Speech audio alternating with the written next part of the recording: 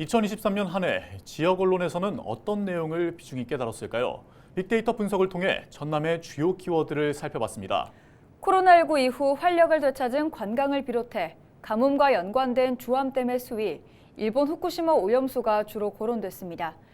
주요 키워드를 송하영 기자가 정리했습니다. 올 한 해를 뜨겁게 달군 전남의 주요 키워드입니다. 가장 큰 관심사로 관광이 꼽혔습니다. 연관 키워드로는 순천과 정원, 축제, 관광객이 눈에 띕니다.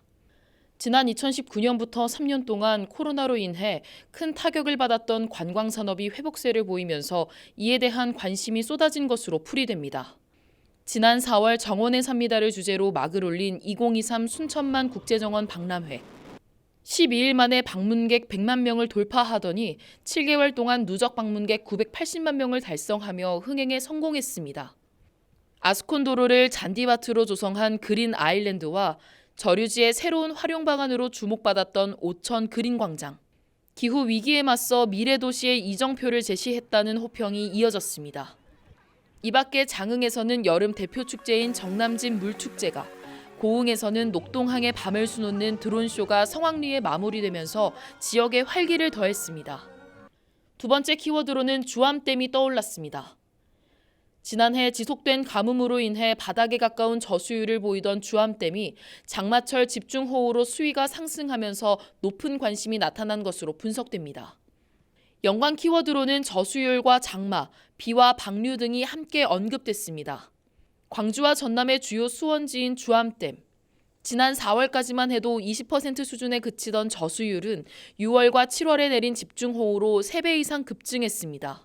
집중호우 당시 전남의 평균 강수량은 630mm를 기록했고 최근 10년 평균치의 약 2배 더 내린 것으로 나타났습니다.